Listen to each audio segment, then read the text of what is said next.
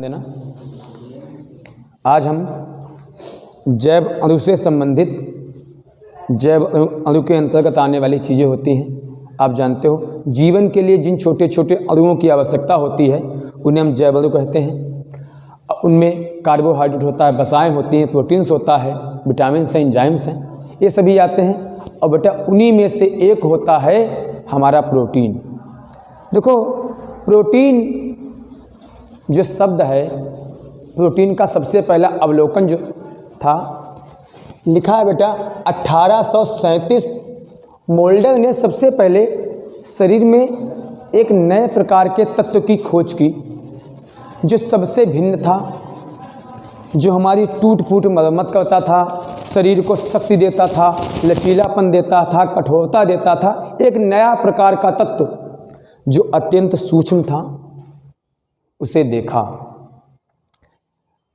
बात की जाए नाम देने की तो सबसे पहले प्रोटीन का नाम जॉन्स जैकब ने 1838 में दिया। इन्होंने बताया एक मॉडल के थ्रू एक मॉडल तैयार किया। इन्होंने इसमें बताया कि यह है क्या, अमीनो अम्ल की संरचना है जो अत्यंत जटिल होती है। किसने बताया?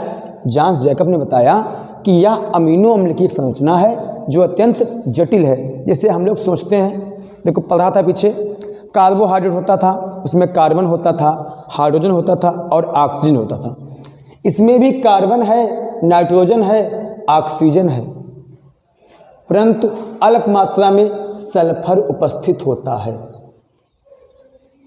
नाइट्रोजन उपस्थित और सल्फर उपस्थित होने से यह कुछ जटिल हो जाता है अन्य पदार्थों की अपेक्षा। इसका पाचन भी अलग प्रकार से हो जाता है, इसका विघटन भी कई तरीकों से होता है, या कई प्रकार से टूटता है। बच्चों इसका महत्व क्या है? जैसे आप समझो शरीर हमारा है,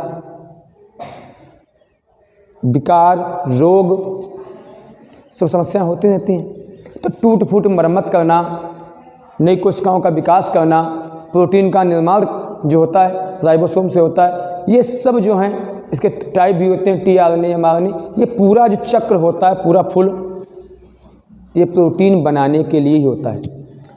देखो हमारे शरीर में कुल 20 प्रकार के प्रोटीन्स होते हैं, जिसमें से 11 हमारे शरीर में पाए जाते हैं पहले से ही।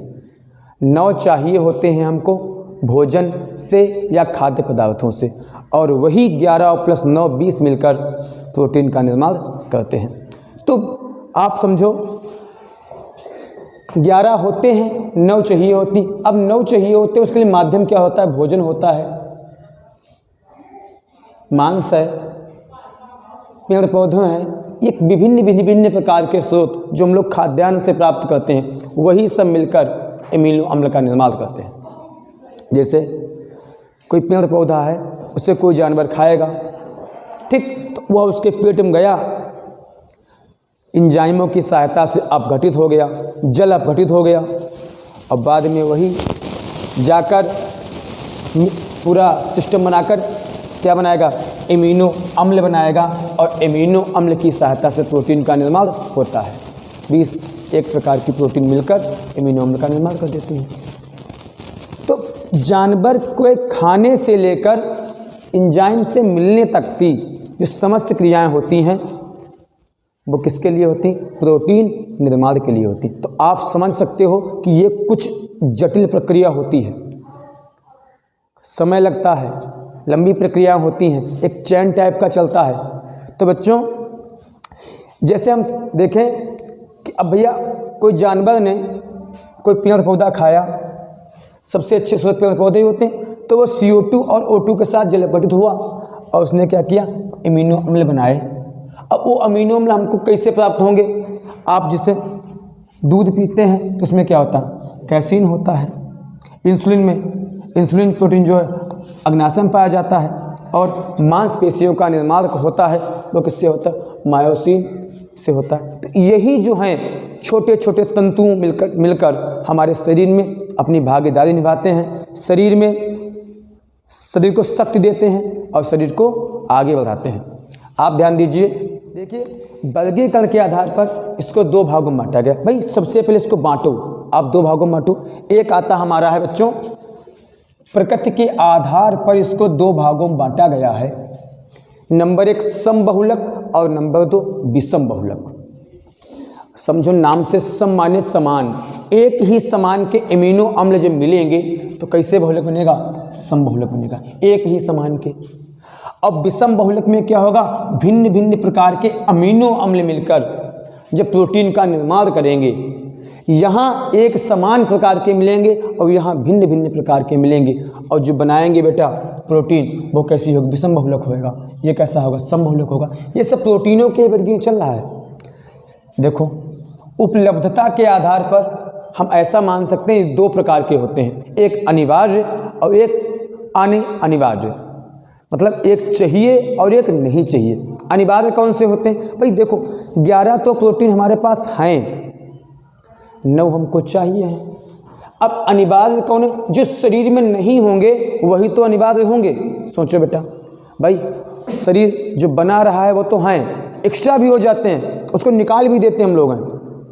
अब आप समझो, जब अमीनो अम्ल ज़्यादा हो जाते, खूब मांस उस खाओ, ये फैट वाली चीज़ें खाओ और खूब बढ़ जाते हैं, जब बढ़ जाते हैं तो उनका उत्सर्जन कर देते हैं रक्त से। भाई वो रक्त में घूमते हैं और बाद में आकर बक्कों छन कर निकाल दिए जाते हैं। हमको ज़्यादा नहीं चाहिए होते हैं, ज़्यादा होना गलत होता है। जितने चाहिए हैं वो क्या कहलाएंगे? आवश्यक। तो कितने चाहिए होते हैं बाहर से?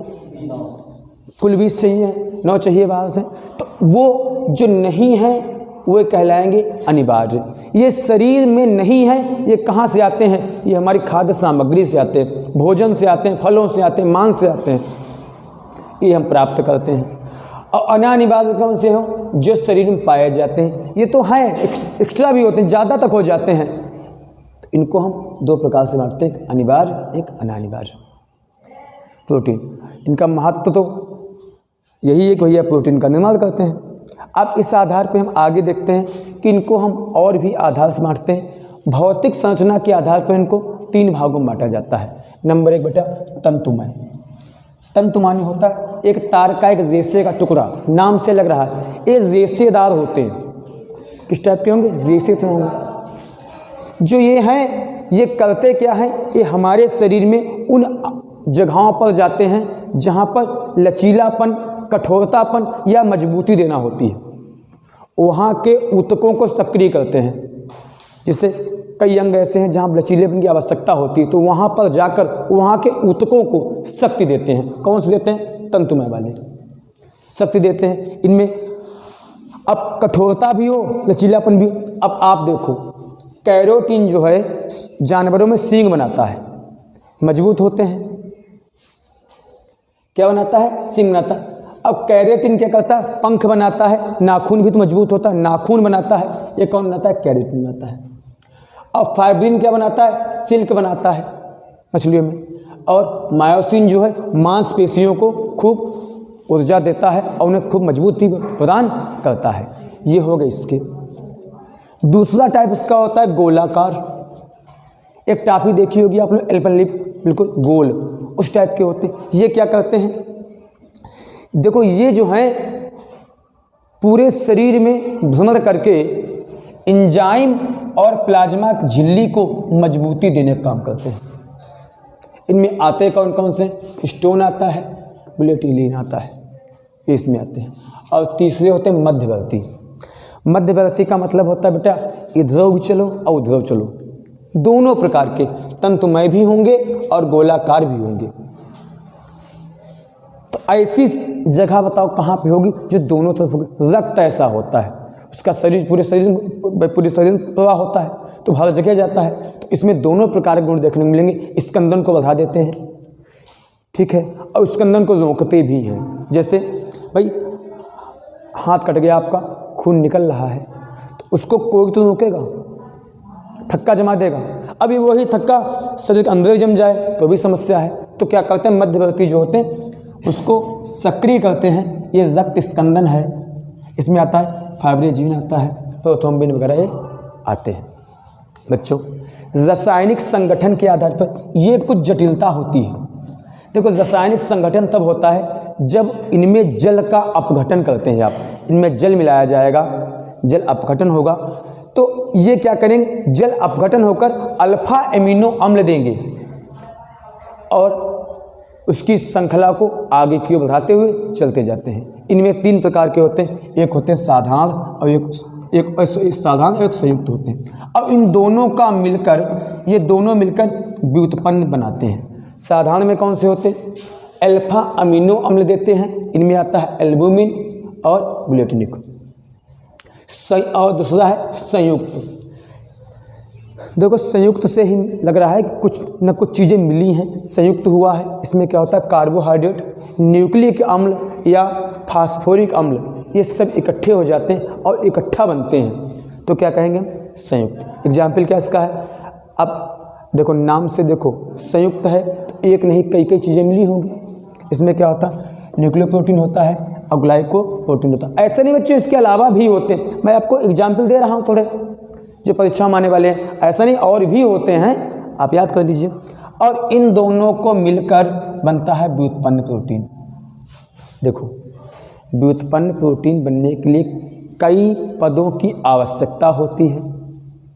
जैसे सबसे पहले क्या होता है, मैसेंजर आरएनए जो है वो देखता है, टीआरएनए ट्रांसफ़र करता है और आरआरएनए प्रोटीन का निर्माण करता है। तो एक लंबी चेन चल रही है। तो ऐसे ही व्युत्पन्न प्रोटीन में कई प्रकार की चेन चलती हैं, वो सब मिलकर सबसे पहले क्या होगा, प्रोटीन, प्रोटीन से प्रोटियोस, पेंटोस और पॉलीपेप्टाइड्स का निर्माण होता है। तो एक प्रकार की कई चैनों से मिलकर हमारी प्रोटीन आगे की ओर बढ़ती है। इसके आगे देखिए आप लोग, आगे भी इसके कई भाग होते हैं।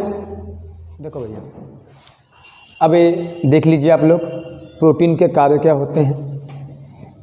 नंबर 1 में आता है, क्या लिखा है, संरचना में। देखो ये क्या करता है, प्रोटीन संरचना का निर्माण करता है।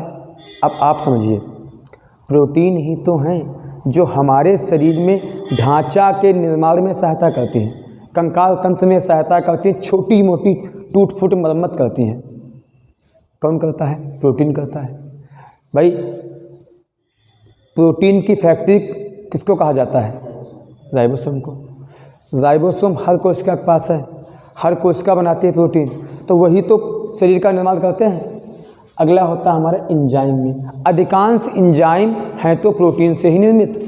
तो एंजाइमों की सहायता से भी हमारा शरीर जो है कार्यशील बनता है। एंजाइम क्या होते हैं, वे बाहरी पदार्थ होते हैं जो शरीर में मिलकर से आकर शरीर में नई ऊर्जा का संचार करते हैं, एंजाइम होते हैं। हार्मोन्स, कई प्रकार के प्रोटीन्स जो हैं हार्मोन्स हैं, जो हमारे शरीर में विकास करते हैं, ताजगी देते हैं, ठीक है। बालों का विकास है, ये सब जो आता है हार्मोन्स के सिस्टम से होता है। एंटीबायोटिक के रूप में होता है। भैया बाहरी रोग कोई आक्रमण कर रहा हो शरीर पे तो एंटीजन ही तो रोकता है उसको, एंटीबायोटिक रोक लेता है, उसका प्रभाव नहीं दिखाई देता है। ये एंटीबायोटिक होते हैं क्या, कहाँ से आते हैं, आते तो प्रोटीनों से ही हैं। प्रोटीन ही तो एंटीबायोटिक रूप में होते हैं, बस लड़ते हैं उससे कि रोग को रोकने की क्षमता रखते हैं। और अगला है वाहक के रूप में, रक्त का प्रवाह पूरे शरीर में हो रहा है और उसी के साथ प्रोटीन भी चल रहे होते, बह रहे होते हैं, और वही तो रोकथाम करते हैं सब। तो ये सब क्या है, प्रोटीन के कार्य ही तो हैं। देखो एक क्वेश्चन और देख लीजिए, 1 नंबर में पूछ देते हैं अक्सर परीक्षा में, पेप्टाइड क्या है। पेप्टाइड क्या होते हैं, तो ये होते क्या हैं, ये अमीनो अम्ल की एक संरचना ही होते हैं, जिनको हम इस प्रकार से लिख सकते हैं, यह जो है अल्फा अमीनो की संख्या पर आधारित होते हैं। इनको मुख्यतः 2 प्रकार से बांटते हैं, ओलिगोपेप्टाइड होता है और एक होता है पॉलीपेप्टाइड। ओलिगोपेप्टाइड में क्या होता है, 2 से 10 तक अल्फा अमीनो अम्ल शामिल होते हैं और पॉलीपेप्टाइड में 100 से 1000 अल्फा अमीनो सम्मिलित। देखो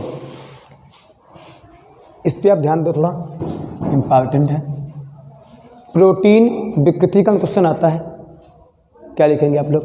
देखो विकृति माने क्या होता है, किसी भी वस्तु के या किसी भी चीज़ की आकार में परिवर्तन होना क्या कहलाता है, विकृति।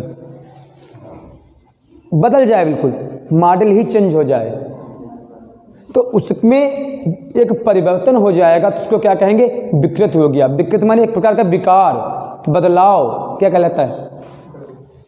ये कई कई माध्यमों से होता है। इसमें हम आपको दिखा देंगे कौन कौन से माध्यम होते हैं, आप याद कर लेना और उसी से बना के परीक्षा में लिख देना।